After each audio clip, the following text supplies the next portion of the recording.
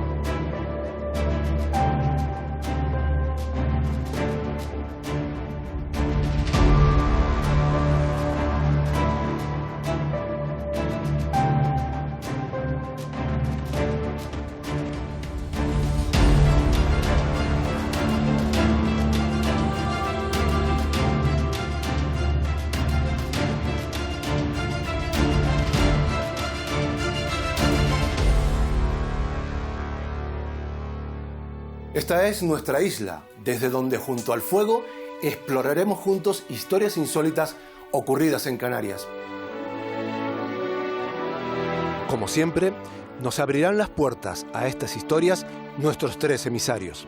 Fray Diego, un monje franciscano fascinado con los hechos históricos de antes y después de la conquista, pero también con los mitos y leyendas.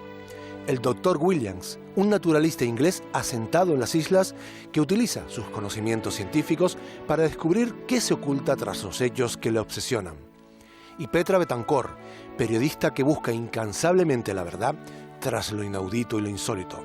Son personajes de ficción que nos ayudarán a situarnos en el lugar y el momento exacto de los hechos reales que les brindamos. Hechos que a veces nos asustan, que otras nos fascinan, pero que siempre despiertan ese espíritu innato de investigar lo desconocido. Viajemos ya hacia un misterio apasionante. El mar siempre ha tenido una relación especial con Canarias. Ha sido verdugo cruel muchas veces, pero también origen de prodigios. Hoy el agua baña tranquila la costa de esta conocida playa de Chimisay, Tenerife. Quizás igual que hace unos 600 años, cuando el extraño hallazgo de unos pastores guanches cambió la historia de la isla para siempre. El origen de la imagen de la Virgen de Candelaria y luego su desaparición durante el violento huracán de 1826 deja muchas interrogantes. ¿Qué o quién la abandonó en la playa y por qué? ¿Es la imagen que se visita hoy una copia fiel de la original o existen otras? Fray Diego nos acerca al enigma de la Virgen de Candelaria, la Morenita. Esta es su historia y su misterio. La mayoría de pueblos primitivos que he conocido por los libros han rendido culto a numerosas deidades paganas. Las llamaron de muchas maneras en distintas lenguas que se han perdido en el tiempo. Pero cierto es que a veces se han cruzado dos mundos para engrandecer la gloria de advocaciones cristianas.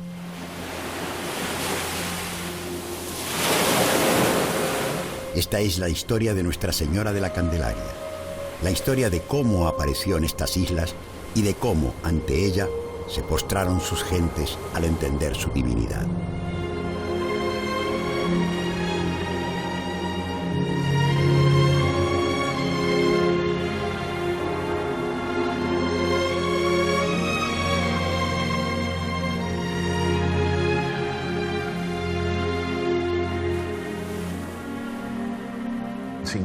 Años antes de ser cristiana en la isla, aparece una talla de una imagen, es lo que hoy conocemos como Playa del Socorro. Fue hallada por unos pastores guanches en la costa del sur de Tenerife, en lo que sería el reino de Güímar.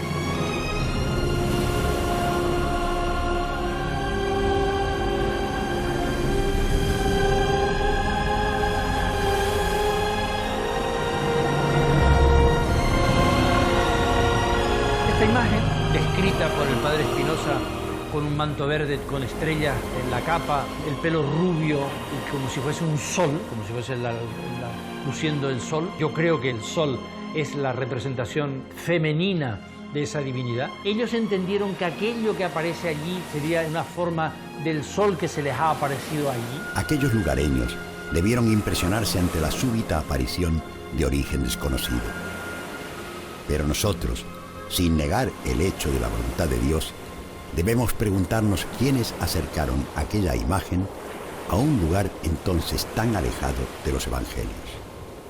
¿Quién lleva a una imagen a un lugar que es parte de los cultos ancestrales? Pues en este caso los franciscanos, evidentemente. Los misioneros franciscanos que evangelizaban Tenerife y Canarias en el siglo XV, antes de la conquista, estaban intentando hacer una evangelización pacífica. No forzaban a los aborígenes a convertirse, ellos se limitaban a convivir con los aborígenes, a predicarles el evangelio, y quien quería aceptar el bautismo lo aceptaba y quien no, no. Y eso los llevó también a incorporar la cultura aborigen a la iglesia cristiana. Yasirasi es uno de los nombres aborígenes que se le pone a la Virgen. El problema que hay con Yasirasi es que el tema de la religión de los guanches se conoce muy poco. Se conoce muy poco de su cosmogonía y muy poco de su cosmovisión. Entonces, a partir de ahí, lo realmente interesante sería saber cómo cuadra, sobre todo en el principio, la llegada de un elemento foráneo tan particular como es la Virgen de Candelaria y cómo se involucra en sus creencias. La imagen se hizo a un cierto modo aborigen. La imagen tiene el pelo sin cubrir, es decir, lleva el pelo totalmente descubierto, que es algo impropio de las imágenes de la Virgen de la época. Son las aborígenes las que no cubren el pelo. Todos esos elementos que están ligados al culto norteafricano, a la estrella Canopo, a esa estrella primordial, aparecen reflejados también en la caracterización de la Virgen de Candelaria. Supera absolutamente la estrecha caracterización de la cristiana de la Virgen María exclusivamente como Madre de Dios. Para los canarios en general y para los tinerfeños en particular, la Virgen de Candelaria sirve para entender la fusión cultural de unas comunidades que vivieron aquí 1500 años con las que llevamos viviendo otros 500 años después. Yo creo que es el símbolo de la fusión de dos culturas. Y así como los caminos del Señor son inescrutables, tupido es el velo que oculta el destino de los hombres, sin importar su origen. Este pueblo tardó en comprender la naturaleza cristiana de la imagen, pero finalmente la aceptó.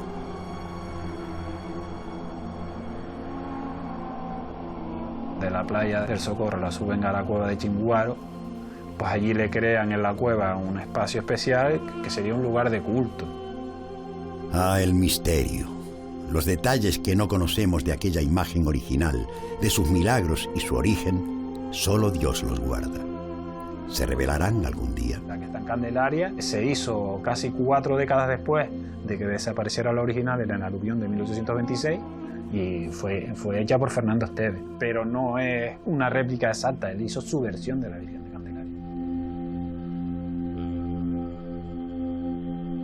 Aquí muy cerca, en el seminario de La Laguna, los clérigos que habitan ahí dicen conservar la talla original. La iglesia de Santa Úrsula, en Adéjep, también se dice que se conserva la talla original. Es bastante probable que hubiera más de una talla. En la orla o en el ornato de la capa, por decirlo así, hay una serie de letras, una serie de palabras muy unidas entre sí, que se ha dicho sobre ellas de todo. ¿Es latín lo que está allí o es el bereber lo que está allí, para entenderos, la lengua de los guanches? Aunque las letras están confeccionadas con caracteres latinos, la lengua que trasladan es la lengua de la población nativa, hasta con la misma tradición escrita que en la cultura manzik. Para mí el contenido de los mensajes tiene que ver básicamente con la doctrina cristiana desde la perspectiva franciscana. Hay 3 elementos que son definitorios: conocimiento trascendente como condición de vida y salvación del alma, la emulación de la misericordia divina a través de la caridad y el seguir una vía de perfección para la elevación espiritual.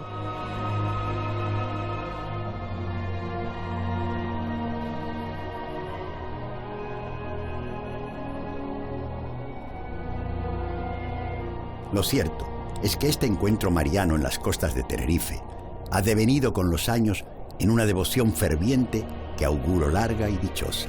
Una fe que será seguro origen de más misterios.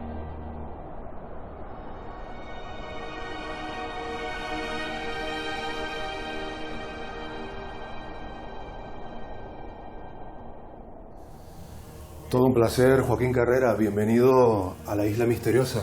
Gracias. La Virgen de Candelaria, uno de los grandes misterios con mayor repercusión en la historia. En la historia de Canarias yo creo que sí. Desde que aparece hasta la actualidad es un símbolo de poder, tiene un montón de historias vinculadas, un montón de misterios y un montón de factores que la hacen un elemento diferencial. Siempre he dicho que la Virgen para mí está imantada, en el sentido de que todos los estamentos durante toda su vigencia en Canarias han querido estar pegados a ella y se han peleado por ello. Joaquín, decía su biógrafo, Fray Alonso de Espinosa, que era la providencia un poco quien actuaba para poner en marcha todo este engranaje. La providencia tenía nombres y apellidos, ¿no? Es decir, la Virgen no aparece por casualidad, el lugar no se elige arbitrariamente, aunque obviamente siempre hay un factor ahí, un margen a la improvisación o a los elementos del entorno, ¿no? Hombre, la versión de Espinosa es un fraile dominico y ya de por sí en el contexto en el que él desarrolla su obra hay una disputa entre los dominicos y los franciscanos, entre otros muchos factores, por el poder de tener a la Virgen y de vincularla a ellos, porque es un símbolo de poder. Claro, a partir de ahí su versión de cómo aparece la Virgen en la playa del Socorro, pues hay que entenderlo desde el punto de vista de que eres dominico y a él le interesa que esa versión se desarrolle de una manera es una concreta, versión. como hay otras que dicen que es un naufragio, que vino a través de un naufragio, que fue colocada intencionadamente por franciscanos dentro de un proceso más amplio que tiene que ver con el proceso de conquista de Canarias. Entonces, por decirlo a lo bruto, los franciscanos van con la cruz, los dominicos son más pragmáticos y van, digamos, con la cruz y la espada. Entonces hay una disputa también ideológica dentro de la propia Iglesia de cómo cristianizar a esos no católicos, a esos no cristianos.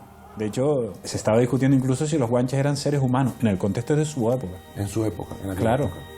No tenían una religión que los definiera como humanos en el sentido que se entendía entonces. Antón Guanche es otra incógnita, es un personaje clave en toda la historia, en esos primeros compases al menos, en el momento en el que la imagen empieza a integrarse. Un personaje que no sabemos si existió únicamente como un individuo, es una metáfora de un colectivo, de un proceso, es otro tema de novelesco incluso, detectivesco, ¿no? Sí, porque como todo personaje mítico, probablemente tenga una parte veraz, o por lo menos una pátina. Entonces, que si Antón Guanche fue un guanche cautivado de niño que fue llevado a Lanzarote, se le enseñó la doctrina cristiana y después vino para predicarla a su antigua comunidad, pues es posible. Se le vuelve a introducir en el momento en el que se coloca la imagen. Esto requiere una complejidad, unas mentes pensantes pues dedicadas a eso, ¿no? Claro, ¿Canarias pero, era tan importante? Hombre, por supuesto. Canarias es la puerta de América. Y aparte de eso, es que dentro del proceso de conquista, que es conseguir un territorio, no solo es conseguirlo territorialmente o físicamente, también hay un proceso de creencia de la propia comunidad o del propio colectivo que va a conquistar ese lugar, que tiene un trasfondo que también quiere desarrollar. No es solo una cuestión material, también es una cuestión espiritual. Es que el problema de fondo es que apenas sabemos nada de la cosmogonía aborigen y que en su momento nadie se preocupó de preguntarles a ellos por su visión de las cosas. Entonces apenas tenemos testimonios aborígenes sobre todos esos temas. Aparte, los que tendríamos serían de la época de la conquista. Anteriores no hay. Yo lo que sí creo es que la imagen de la Virgen es mucho más fácil de asimilar por una cultura diferente por el hecho de ser una mujer con un niño en brazos. Aunque sea un ente sobrenatural, es mucho más asimilable que otro tipo de iconografías cristianas. Por ejemplo, el Cristo crucificado. Claro, eso es una población de otra cultura, a mí me resultaría mucho más chocante, ¿no? Es como más drástica. ¿Cuál consideras tú que es el principal misterio, el principal interrogante que rodea a la Virgen de Candelaria y que a lo mejor sea la piedra roseta que nos permita entender el conjunto? Hombre, para mí el principal interrogante es el poder que tiene de cara a la devoción popular. Es decir, detrás de ella se encierran un tipo de creencias que bien es cierto que en los 5 o 6 siglos de su vigencia han ido variando, denotan una fe muy profunda de la comunidad. Y eso es importante. Que ahora seamos una sociedad cada vez más laica y no creamos en ese tipo de cosas o cada vez menos, es una cosa. Pero sí que ha tenido un peso muy importante a lo largo de la historia de Canarias. Sea cierto o no que aparecían las luces de la candela cuando fue a Candelaria, que se aparecían las luces en el mar, en la playa, sí. Bueno, pero detrás de ese trasfondo, que puede parecer muy particular de la Virgen, porque la Virgen es especial, incluso dentro de las vocaciones marianas que hay en la isla, hay un tema de fe y de creencia. Que ahora no las tengamos no significa que eso haya formado parte de nuestra historia. Joaquín, muchísimas gracias por contarnos tantas cosas apasionantes, de misterios, de enigmas y también de poder. Un placer. Nosotros proseguimos nuestra travesía, nos vamos en busca de otro tema apasionante que no les va a dejar indiferentes.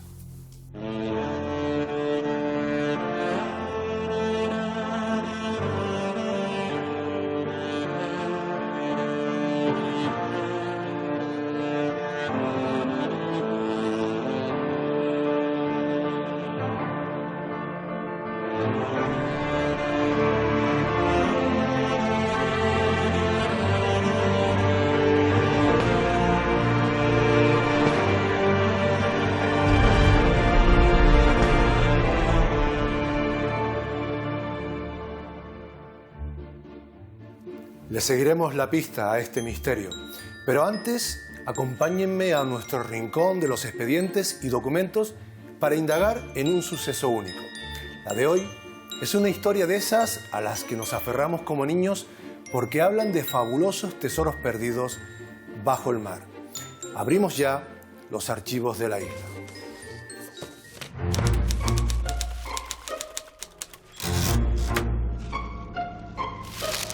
Imaginen un transatlántico de 110 metros de eslora, una enorme mole de hierro y madera con una máquina alimentada por 4 calderas. Ese gigante era el Alfonso XII. Se encontraba a principios de 1885 fondeando en el puerto de La Luz. Sin saberlo, su destino se escribiría bajo el mar. En su interior llevaba diversas mercancías, pasajeros y soldados destinados a la guarnición de Cuba. Pero lo que ha trascendido y quedado para la leyenda es que también cargaba 10 cajas de oro, destinadas al pago y mantenimiento de las fuerzas militares españolas en Cuba. Era un barco que llevaba consigo no uno, sino 10 verdaderos cofres del tesoro. Con buen tiempo en el exterior, el primer crujido que se escuchó en todos los rincones del barco parecía no tener explicación, pero la tenía. El casco había chocado con algo y la embarcación estaba ya condenada. Habían colisionado con la baja de Gando, llevando al Alfonso XII a descansar para siempre en los fondos del Atlántico. Por fortuna, los pasajeros pudieron ponerse a salvo, pero no así sus pertenencias, ni tampoco las 10 preciadas cajas de oro.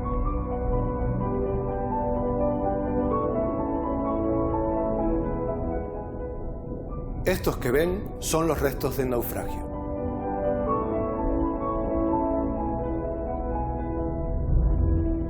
La casa consignataria no reparó en gastos ni recursos.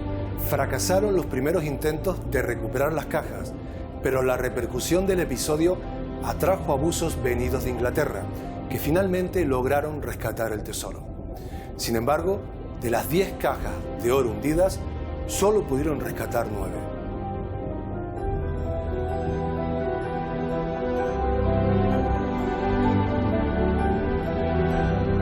Es posible que el oro de esa caja nunca hallada siga allí, entre las ruinas que la vegetación y la fauna marina han conquistado, bajo el esqueleto de un barco que se resiste a revelar sus muchos secretos. Allí seguirán, protegidos por el poderoso océano. Nosotros seguimos en la isla misteriosa, rumbo a más misterios por resolver.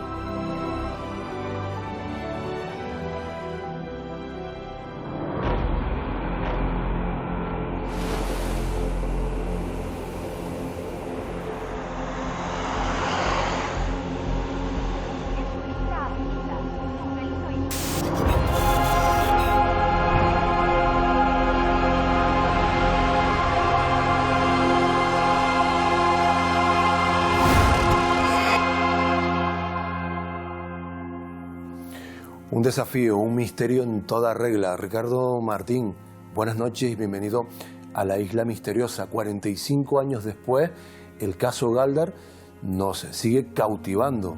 ¿Por qué? Buenas noches, José. Hombre, yo creo que no ha perdido vigencia. Las circunstancias en las que se dieron, los testimonios de las personas, el hecho de que aparecieron humanoides en esa situación, yo creo que todo conlleva que se mantenga hoy vigente después de tanto tiempo, ¿no? A mediados de los años 70, miles de personas contemplaban el cielo intentando ser testigos, protagonistas de lo insólito. Los ovnis sobrevolaban nuestros cielos, llamando la atención de la población y preocupando a las autoridades civiles y militares. Conozcamos en profundidad el caso Galdar. No sé cómo empezar a escribir esta historia, porque lo que pasó aquel verano de 1976 sigue siendo para algunos inexplicable. A pesar de las pruebas posteriores, a pesar de las versiones oficiales. Todo está en el que fuera el expediente secreto 760-622 del Ejército del Aire, hoy desclasificado. Me interesan sobre todo los testigos A01, A06 y B07, porque sus historias son inauditas y asombrosas.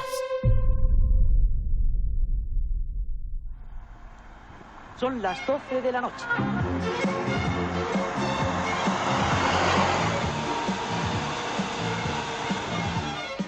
Nace la madrugada.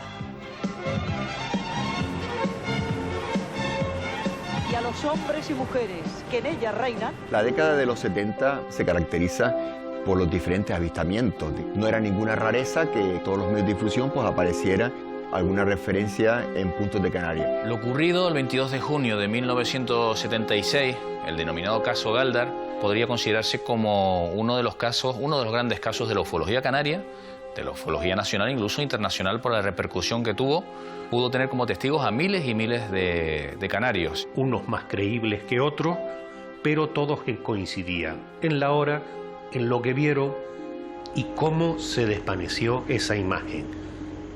A01, un médico, pasajero en un taxi junto a otro hombre. Francisco Julio Padrón, un médico que esa noche se dirigía en un taxi a atender a una paciente. B07, un capitán de corbeta con sobrada experiencia militar. La corbeta Atrevida estaba navegando en aquel momento cerca de Fuerteventura. Y los testigos, no fueron entrevistados en su momento.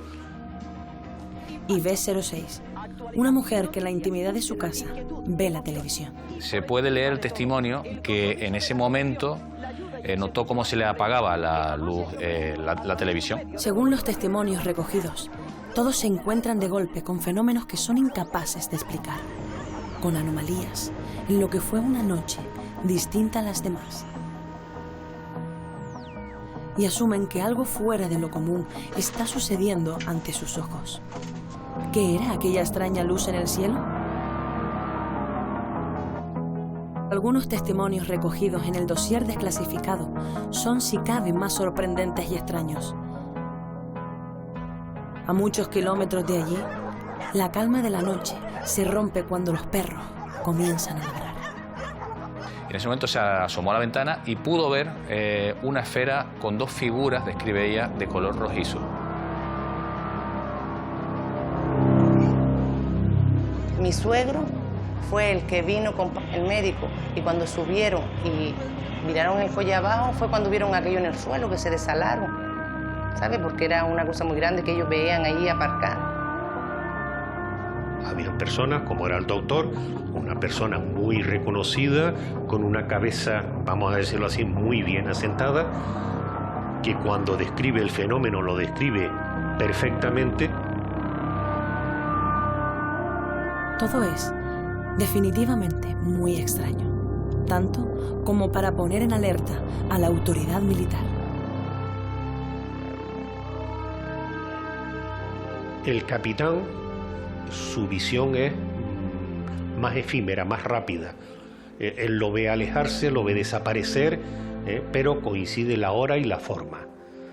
Según las declaraciones del médico, de Francisco Julio Padrón, se puede ver a través de esa esfera las estrellas de esa noche, o sea, absolutamente translúcida, de un color ligeramente azulado. Y las figuras estaban en su interior, dos figuras enfrentadas y manejando lo que eran quizás maquinaria en el centro. Con una escafandra cada una de estas figuras y con unos guantes en forma de pico, una cosa bastante extraña. Multitud de personas sin relación entre sí en distintos puntos de la isla vieron algo. De eso no hay duda. En los días posteriores, los días siguientes, sale en prensa que había un campo de cebollas quemado, presumiblemente debido a la acción de este objeto no identificado, de esta nave, de este artefacto, como se quiera denominar.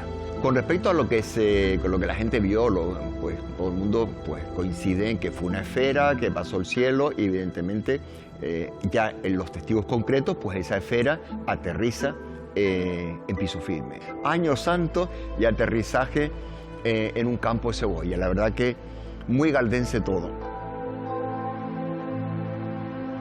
Mucha gente lo vio de Las Rosas y mucha gente, porque mi suegro mismo ya murió, pero mucha gente lo vieron. Bueno, la gente de Las Rosas casi toda. Ha pasado el tiempo, pero la mayoría de testigos siguen manteniendo o mantuvieron a lo largo de toda su vida el mismo relato. Muchos se convencieron de que lo que vieron era un objeto volador no identificado, que no podía proceder de este planeta. Hay, por supuesto, otras teorías más terrenales. Pudo deberse este avistamiento a la acción de una serie de misiles lanzados desde submarinos norteamericanos. En el caso, que es muy similar, del 5 de marzo de 1979, yo pude hablar con los tripulantes de un submarino estadounidense. Uno de ellos me describió que esa noche salió el submarino desde Rota hacia Islandia y en una zona cercana a Canarias, que no puede precisar con gran exactitud porque en aquel momento era información clasificada, fueron sometidos a una especie de simulacro de guerra. Ellos pensaban que en ese momento estaba teniendo lugar una guerra nuclear.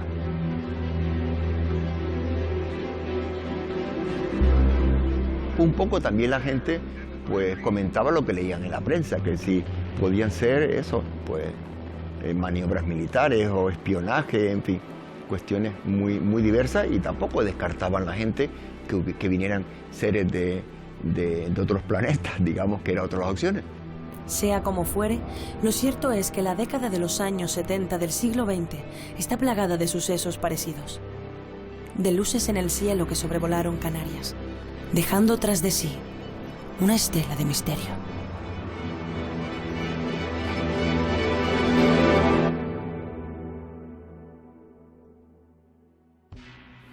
Sorprende la potencia de este caso, Ricardo, lo tiene todo, una complejidad muy llamativa, humanoides, intervención de militares, marcas en el terreno y también centenares de testigos por todo el archipiélago. Sí, además es curioso porque hay una apertura de expediente por medio de un general del Ejército del Aire, un teniente general, en donde se empieza a investigar qué es lo que ocurre en ese momento, unas luces que se ven, y curiosamente este mismo teniente general, luego unos meses más tarde, tiene él su propio avistamiento.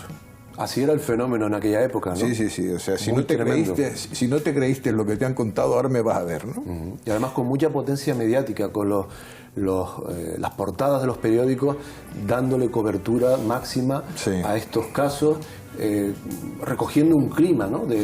Claro, de curiosidad, ¿no?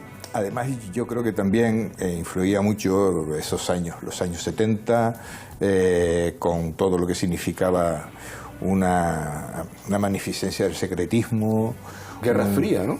Claro, y todavía había ahí mucha tela que cortar con respecto a lo que los americanos y los rusos. En el caso Galdar, dentro de esta complejidad tenemos, por un lado, a unos testigos que desde la distancia observan un estímulo, un fenómeno luminoso muy llamativo, y después tenemos a un grupo reducido con el doctor Francisco Padrón como protagonista o portavoz, que ven humanoides.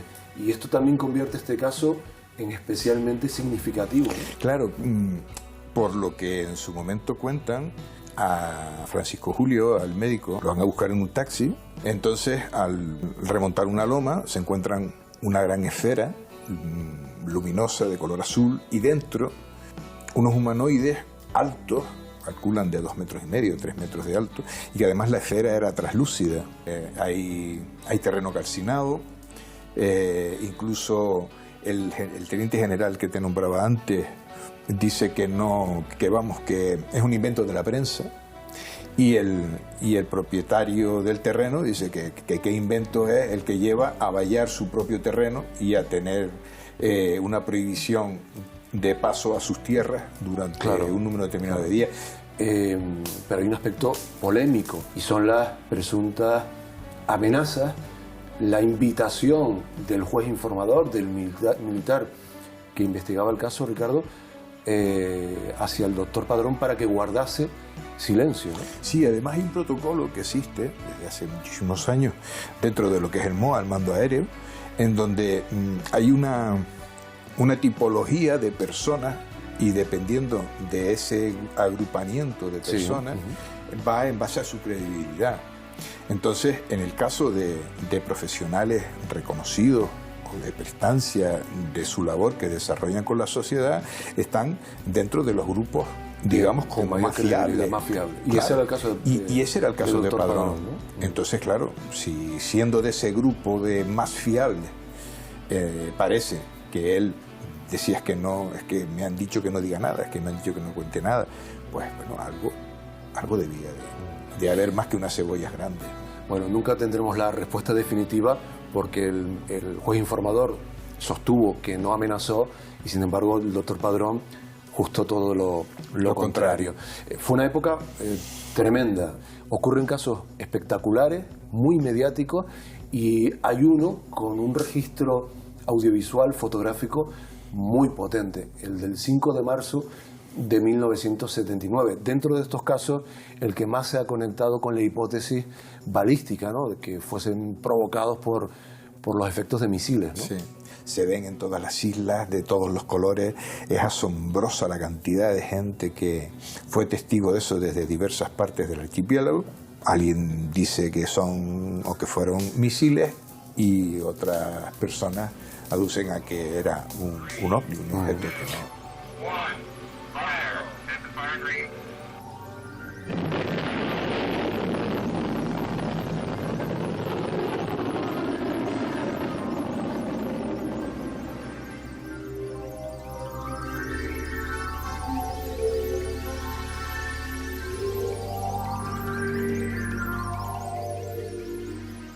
Bueno, aún barajando la hipótesis del misil, esa misma propuesta de por sí ya es misteriosa. Claro. ¿Qué hacen esos misiles? ¿Quién los lanza? ¿Con qué objetivo? ¿Y por qué, teóricamente, en las proximidades de un archipiélago tan densamente poblado como Canarias? Hay un investigador de las islas que hace un estudio sobre esto, y que nombra que en esos días aparecen en los puertos de Canarias un barco de seguimiento satelital americano, otro de la misma tipología y especialidad ruso, un lanzamisiles francés, y que atracan en los puertos de Tenerife y de Gran Canaria. Parece que había algo gordo en marcha. Pues dejemos en el aire, cursemos la invitación para mirar un poco más al cielo, Ricardo. Sí. Gracias por haber visitado la Isla Misteriosa. Encantado, como siempre. Y nosotros que proseguimos nuestro rumbo y nos vamos en busca de otra apasionante historia, de otro gran misterio.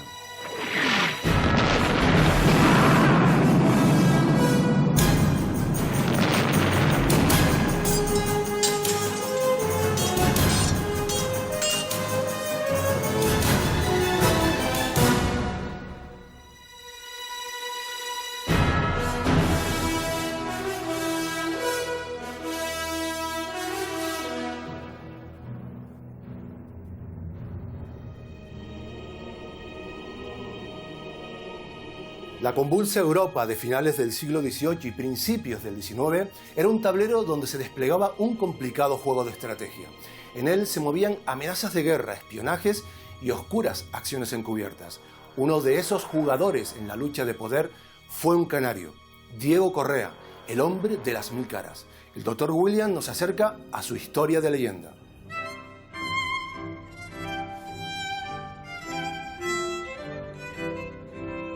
Hay gentes que viven vidas comunes, que cada día se despiertan y siguen una misma rutina.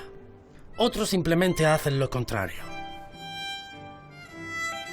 Quiero hablarles de un platero y latonero, guardamontes, soldado en la batalla de Santa Cruz, miembro de la Junta Suprema, profesor de esgrima, espía y conspirador. Necesitaríamos muchas existencias para vivir lo que vivió Diego Correa.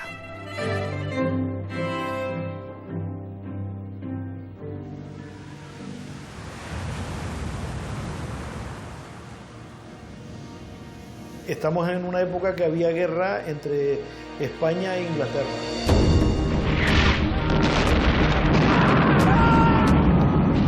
España era aliado de Francia en esa guerra.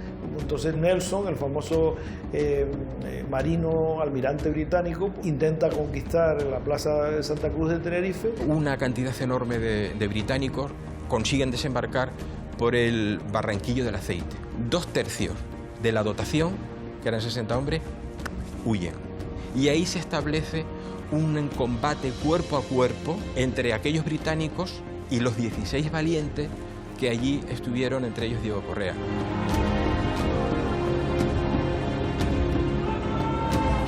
Saltó a la playa con su espada, su pistola, 5 o 6 soldados, y aparece al cabo de unos minutos con 17 prisioneros británicos, algún herido, y se va con ellos hasta el Castillo San Cristóbal, con uno de los trofeos más importantes de aquella jornada, que fue la bandera de combate de la fragata Emerald. Su valentía contribuyó a la gesta del 25 de julio contra la poderosa flota del almirante Nelson. Diego Correa volvería a aparecer en otros muchos documentos. Pero, ¿quién era realmente Diego Correa? Diego Correa era un descendiente de esclavos mulatos, laguneros, que logró sobresalir en la sociedad de su época a pesar de su humilde origen. Es el prototipo de aventurero radical que se da en el siglo XIX. Curiosamente, su padre sí fue un personaje destacado, porque fue un gran orfebre, según dicen los técnicos, el mejor orfebre del siglo XVIII en Canarias. Como hombre de acción, Diego no solo participó en la batalla de Santa Cruz, también participó en conspiraciones políticas y juegos de poder entre militares y nobleza. Era una persona temida porque, aparte de su gran habilidad con la espada, era una persona muy corpulenta y de hecho utilizó mucho de eso, incluso llamándose con un nombre, como usó en muchos de sus escritos, el enemigo de los tiranos. Un liberal radical que por tanto creía en la mayor participación social del conjunto de la sociedad y por tanto sus ideas eran avanzadas para su tiempo. Y debía ser un hombre muy echado para adelante. De joven él fue, como su padre, platero y latonero, y además fue también maestro de esgrima. Asimismo, me sorprendió conocer que Diego Correa estuvo involucrado en un plan que podría haber cambiado el destino de Europa y del mundo: el asesinato de Napoleón Bonaparte. Cuando vino la guerra de independencia, hubo que refugiarse en Cádiz. Allí en Cádiz, un famoso ministro, Lacy, le propuso por parte de la regencia asesinar a Napoleón, y a través de Estados Unidos. En América él se movió en Filadelfia. Filadelfia era el centro más liberal de Estados Unidos, a donde acudían muchos miembros de los países europeos, entre ellos los españoles.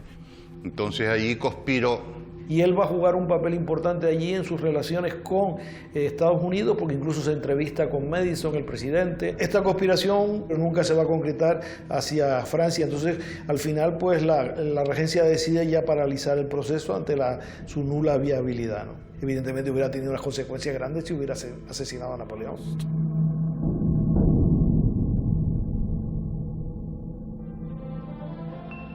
Estados Unidos, México, Cuba. El nombre de Diego Correa aparece unido también al destino de estas tierras de ultramar. Pero se sabe que sus días acabaron lejos de allí. Falleció en Manila, en Filipinas, ya con 70 años, en 1843, en junio. A su espalda, la vida nada común de un hombre que dejó huella en Canarias y allende los mares. Un hombre que se rodeó de misterio y secretos y que pudo reescribir parte de la historia.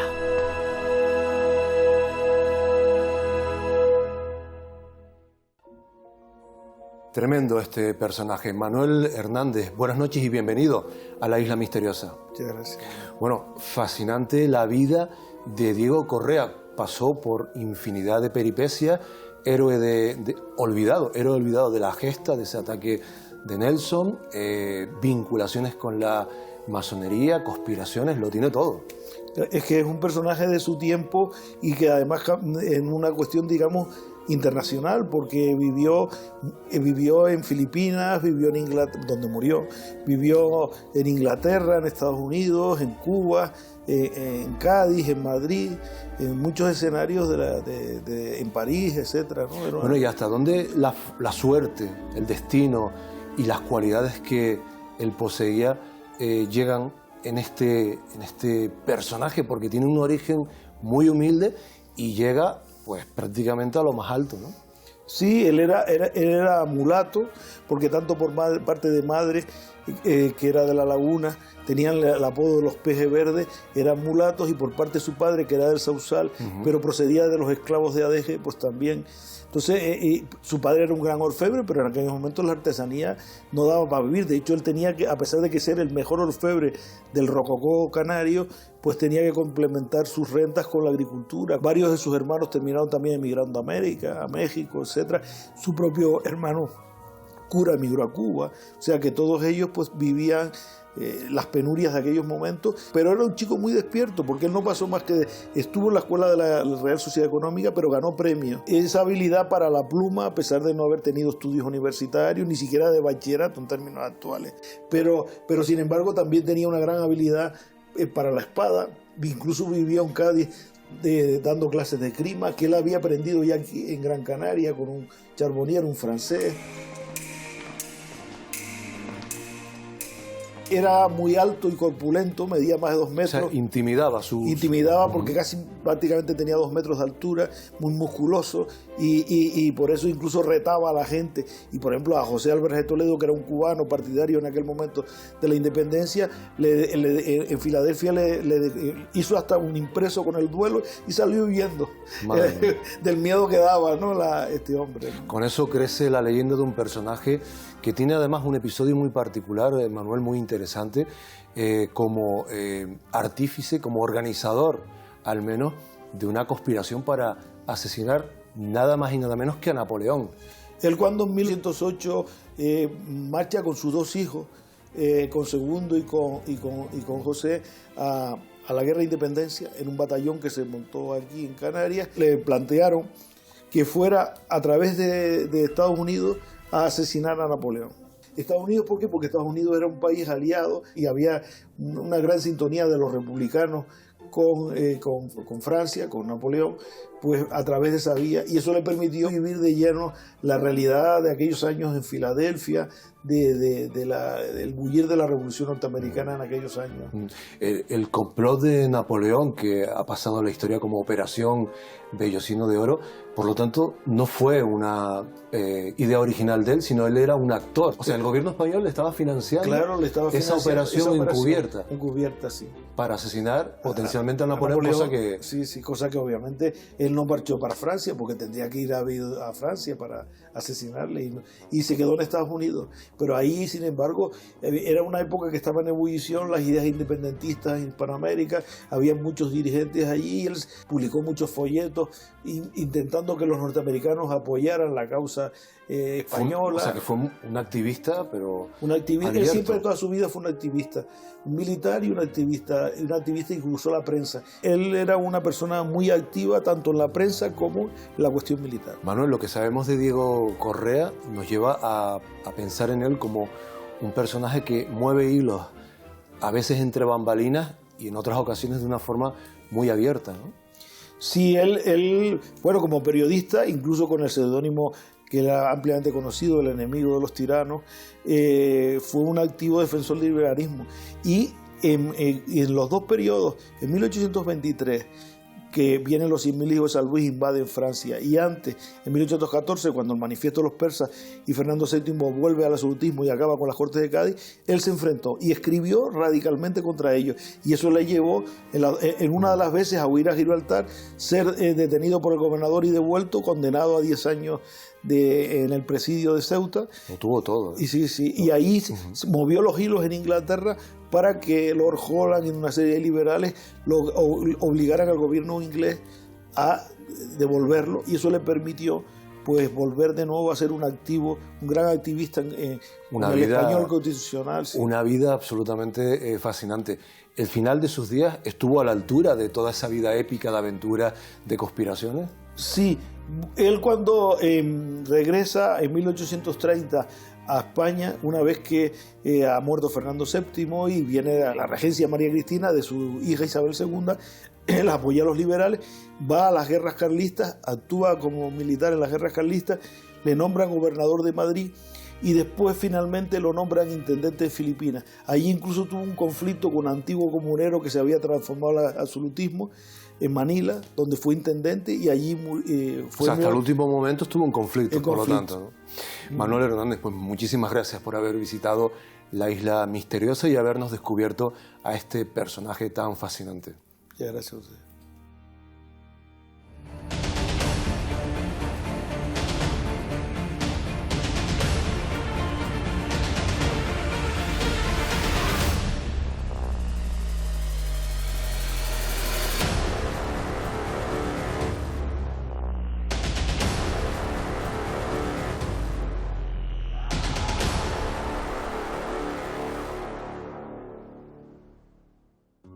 Al ver una ruina podemos visualizar mentalmente el edificio tal y como era.